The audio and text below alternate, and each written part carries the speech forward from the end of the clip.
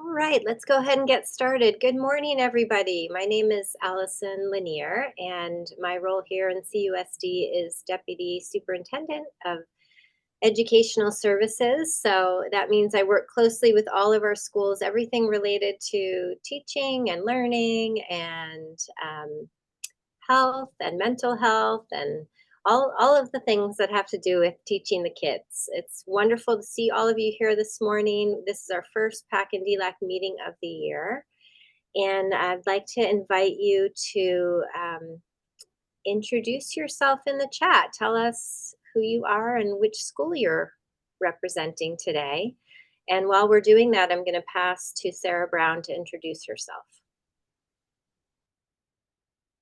Hello, everybody. Good morning. Thanks for coming. My name is Sarah Brown. I'm one of the directors in the Instructional Services Department, and I handle all of the EL students in the district.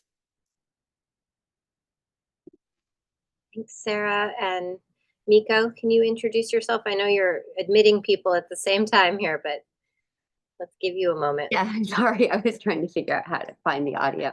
Yes, I'm Miko Pennington. I'm the admin secretary for Ed Services, and I'll be the one sending out the agenda. If you have any questions, you can contact me through email or phone or anything else. And yeah, I send out the agenda, I take the minutes, I do the Zoom. So anything you need, just let me know. Okay, great. Thank you. And welcome, Patty and Christy. Thanks for using the chat to introduce yourself. And Anat, thank you. If you're just joining, if you could say hello in the chat so we can get to know who's in our virtual room here.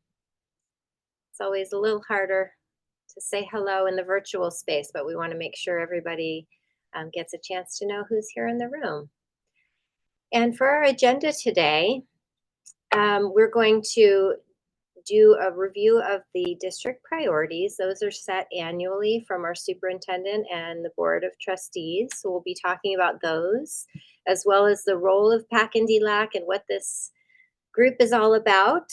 We always review our parent involvement policy and regulation. That's one of the requirements annually for this group, is to know about that.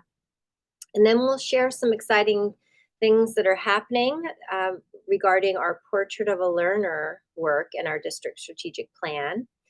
We will be having some information shared about Measure Z, and then we'll make sure everybody knows what our meeting calendar looks like for the year. So thank you, everybody. I see lots of hellos in the chat. Welcome, everybody. It's wonderful to have you all here for the start of a new school year. I hope your students, your children, your families, everybody is enjoying this exciting time of the school year. It's always that fresh start feeling where we just are so excited about what's to come in the year ahead and all the ways that the kids will grow and learn this year. So this slide here is showing us the district priorities. And this is something that we use to guide our work at all the schools and also as a district team and with our board across the year. So we have 4 key priorities. The first one is future ready learning. And this has been a very central topic to our work. Not just this year, but in the years leading up to this year. We are focused on making sure that our students get everything that they need in these elementary and middle school years to prepare them for high school and beyond. And that includes really strong core academic skills, those basic foundations that we know the kids are shoring up in these critical foundational years, as well as skills that we know will really transcend content and take them into the future so that they can be ready for high school and beyond. And we'll talk a little bit more about what that looks like, future-ready, deeper learning for every child in CUSD. The second priority is around community-wide engagement, and this is our commitment to working actively with all of you and our students and our broader community to make sure that we're doing all that we can together to live out the vision of the strategic plan and our Portrait of a Learner. We work together with all of you through this team, as well as all the ways that are happening at our school sites and beyond. Our third priority is around fiscal responsibility and making sure that we're really maximizing all the resources and funding that we have for the benefit of our students. And the fourth district priority is sense of belonging. This one is focused on staff. We have had a strong focus on this for students in recent years too, as part of Future Ready Learning. But four is really calling out our staff. We know that our staff, this is the main reason why the kids have a great experience at school each day is because of our staff and everything that everybody is doing to work together to make sure that we have a positive, warm, and welcoming learning environment for kids. So this one is showing our commitment to making sure that we're really building upon the assets of staff, that our staff feel valued and also can achieve that harmony between a very busy work life and all the things that we know our staff members need to do in their personal lives as well. Making sure that we help our staff members feel that they are contributing and that they are valued here in CUSD so they want to stay for the long term. Okay, so taking a little bit of a deeper dive into the engagement part of things. A few years back, just before the pandemic, we went through a series of community conversations. Lots and lots, hundreds and hundreds of parents participated in these kind of town hall conversations around the vision for our district. And partnership and engagement with our community was something that came out strongly across all of those conversations. And so when we went to build our strategic plan, this became a cornerstone. And we make some strong statements about what we believe in our strategic plan. And here are two of them that I wanted to call out for today. When families, communities, and schools work together, students are more successful and the entire community benefits. And the second one is we will support student success and family engagement by building partnerships with parents and community organizations. And I want to thank you for being a part of PAC and DELAC because this group is one of the ways that we work on these partnerships, and your voices and your contributions this year will be so important to the way that we go after those district priorities and how we work together. So thank you for being a leader at your school site and for making the time to be here. Your ideas and questions are so important and so valued here in CUSD. This group has kind of three big priorities. Some of you maybe are returning members, but some are new. So just to make sure everybody has all this information, the role of this group is really to help support the goals and priorities at your site level and the district level. You are parent leaders, and this network of parent leaders will help us strengthen our work towards the goals and priorities. And the way that you'll be able to do that is those natural moments that you have for bringing back information, keeping your site team updated on these meetings, and then sharing any questions and concerns that you're hearing at your school site related to our agenda. So thank you. The second thing is every year we develop something called the LCAP, the Local Control and Accountability Plan. And this work starts in the second half of the year. This is a state required document. It's basically the improvement plan for the school district. All public schools in California do this annually. It resets every 3 years and then we update it annually. And one of the requirements is that we get feedback from PAC and DELAC. So we will be talking with you later in the spring about this, and over the years have really valued and appreciated all of the wonderful input that has helped us to revise and improve our plan and make sure that we're set for the next school year. We're at the beginning of a new 3-year plan this year, and we look forward to bringing that information to you later this spring. And then we do have different legal requirements over the course of the year that things for the state or information that we're required to share with our county office that comes through this team. So there'll be periodic information items or input items related to that, especially for our English learners. We have a lot of regulations around getting parent input in our DELAC meetings. So that's our district English learner group. So more to come on that. Okay, so going back to District Priority 1, Future Ready Learning, a few years ago, when we were developing the strategic plan, we also started talking about what we call our portrait of a learner. And what this means is the competencies or skills that we want the kids to have beyond those really important core academics, the skills that transcend content and will help our students become successful into high school and even beyond. And we've been having series of conversations about what these competencies should be, what makes sense given the way the world is changing so fast. What will it take to help our kids be ready for the future? And we have this set of competencies that grew out of these conversations and were recently refreshed by um, a team of teachers and then through our site conversations last year. So if you were a part of principals coffees or maybe site council, hopefully this is looking familiar and you've seen some of this before. We have this group of 7 competencies that we are working to learn about as a district and cultivate within our students. Now, these ideas are not new. We've always valued these competencies, and we can see evidence of this across classrooms, across the district, the ways that teachers already are lifting up these ideas and helping kids grow in these ways. This year, all staff across all schools are working together to learn about these competencies. And we're really looking to align some of our language and align our practices so that kids also can see themselves growing in these areas as they go through TK through 8 and get ready for high school as they prepare to leave CUSD. So this is our District Priority 1, and you'll be hearing more about this as we go through the year. We have an opportunity for you to get more involved in this as well. We can go to the next slide.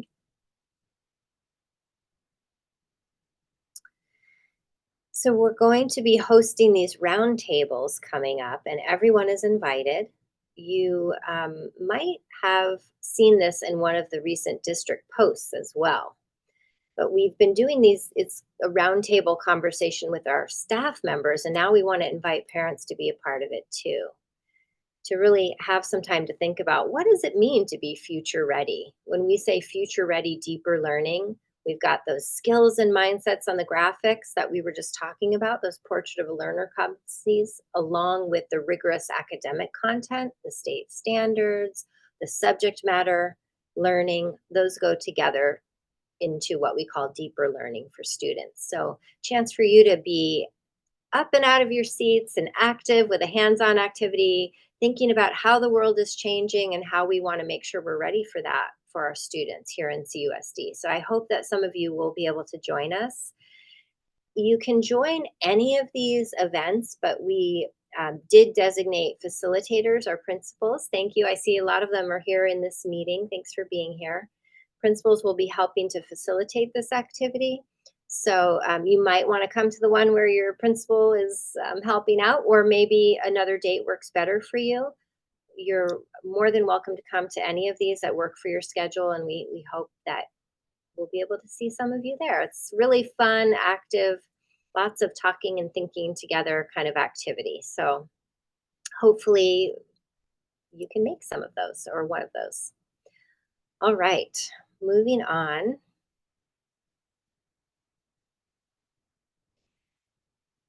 Okay, so every year as we start this group, we always go back to our board policy and our AR on parent involvement. And hopefully within board docs, you can click on the underline section and get to the policy within the agenda. I wanted to just call out this section here, whoops, in the blue bubble. We can just go back to the slide. Yeah, thank you. This is part of the policy, and it says the governing board recognizes that parents, guardians are their children's first and most influential teachers. and that sustained parent-guardian involvement in the education of their children contributes greatly to student achievement and a positive school environment. So you can take a look at the policy in the AR. You'll see some sections apply to all schools and some apply to Title I schools. Title I is federal funding that goes to schools with the highest percentage of low-income families in the district. So district receives the funds and then sends those funds out to the schools with the greatest need in that area. In our district, those schools are Nimitz and DeVargas. So some of the policies are related to that, and then some of the sections are related to all schools. And we call this out in this team, this meeting.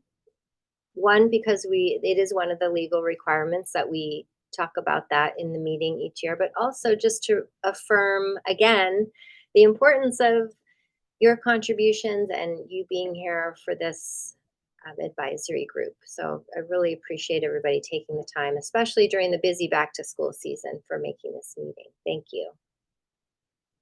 Okay, I'm going to pause there and see, does anybody have a question about any of that information? You could put it in the chat, or if you want to raise your hand, you can do that before we go on to the Measure Z information.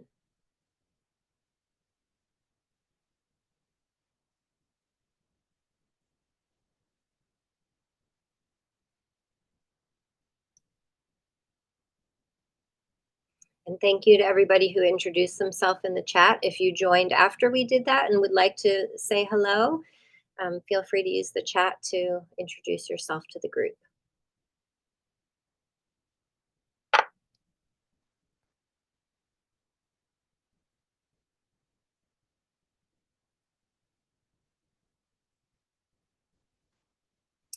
Okay, well, I think I saw Chris Jew, our CBO, join.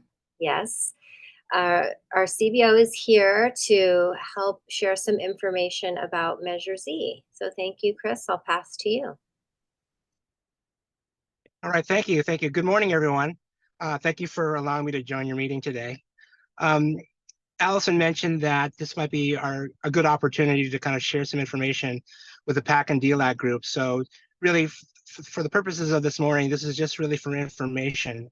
As many of you may have been following our board meetings, our board has decided to take action and place a general obligation bond on the upcoming election cycle. And so our Measure Z is a $347 million bond. And Allison, do you mind scrolling through? So Measure Z, as I mentioned, it's a $347 million general obligation bond to do many things. I won't read the slides here, but it'll give you a sense in terms of what the work looks like. And really, the Measure Z is more or less a continuation of the previous bond measure, which was Measure H. And thank you for those that are in the community that supported Measure H, our initial bond measure. But as you can imagine, that there are more needs, facility needs, than there is money. So that is why the timing of this was the board wanted to go forward with Measure Z. Can you go to the next slide? This talks a little bit more about what a general obligation bond. It's more or less, it's mainly to do all those maintenance, facilities, improvement needs, whether it's a classroom or fixing up the existing school. And there's also a technology component as well. But this gives you a sense in terms of what the general purposes of general obligation bond is.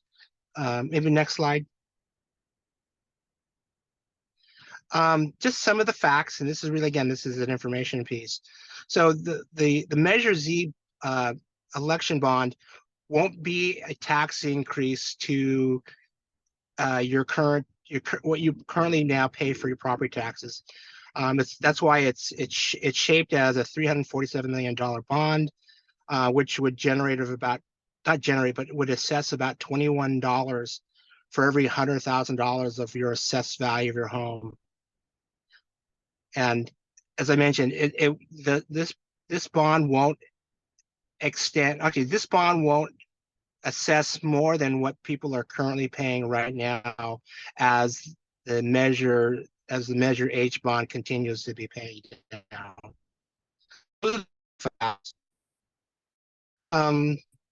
Again, I mentioned earlier, these are some of the areas where Measure Z will focus on: repairing and replacing roofs, things like that. Expanding science, STEM search, STEM instruction in our schools. Next slide. For those that are very conscientious about these tax measures, there are taxpayer protections in place. There'll be a full disclosure, public disclosure of all the expenditures.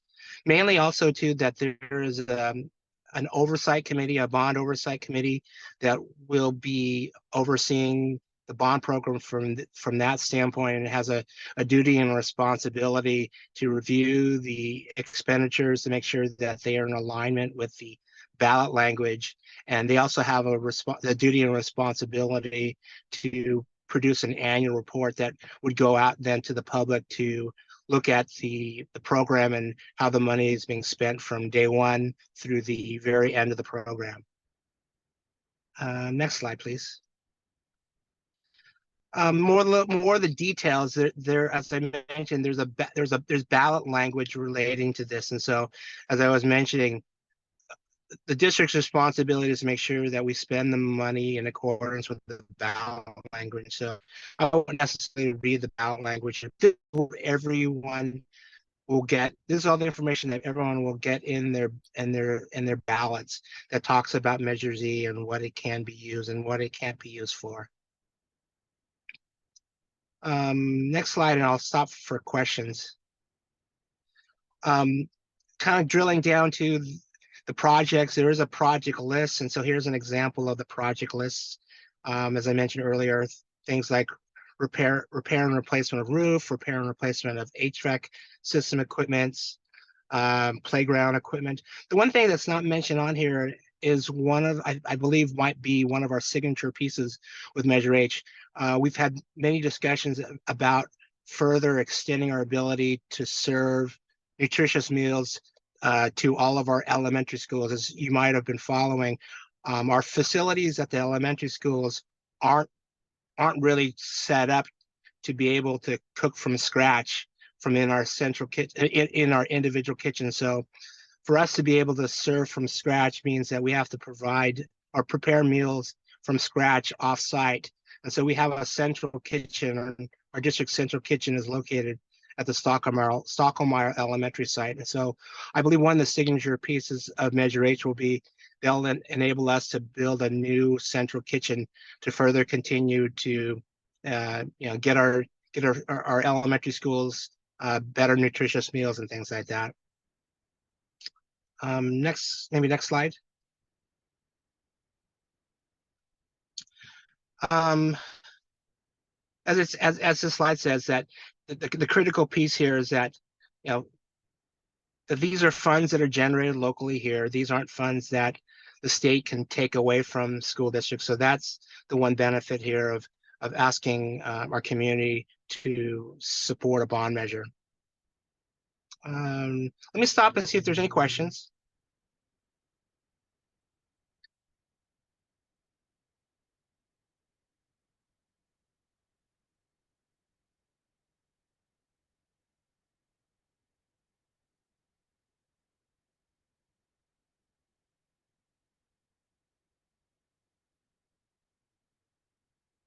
Okay. Well, I mean, if there are any questions now, I'll make sure that Allison and her staff can send out my contact information, and I'm more than happy to follow up outside of this meeting if there are any questions. All right. All right, Allison, anything else you need me to hit? Thank you, Chris, for being here. Okay, thanks everybody. Have a great rest of the morning, everyone. Great. Okay, and while we're getting ready to close here, Miko, maybe you could put Chris's email in the chat in case anybody wants to reach out to him. And this is our meeting schedule for the year. We have some meetings that are PAC and DELAC together, and then some that are just DELAC because we do have those unique legal requirements for the DELAC group. And Sarah Brown will be running those DELAC meetings. We tried a mix of in-person and virtual meetings last year, and we learned that really the virtual meetings are people's preference for convenience and attendance. We do have to take attendance at these meetings, so I'm hoping that you are able to attend all of the meetings. It is one of the requirements to make sure that everybody's getting the information. So you can see on the calendar here, it's about once a month or so. And all the meetings are virtual, as I mentioned. And later in the spring is when we start talking about that local control and accountability plan that I mentioned. So the next meeting will be DELAC only. Of course, anybody's welcome to attend if you'd like to attend, but the purpose of it will be DELAC specific items on September 17th. And then we'll convene as a large group again in November 12th. DELAC only on October 15th. Okay. Well, thank you everybody for being here, and I wish you a wonderful week and start to the school year. Thank you so much.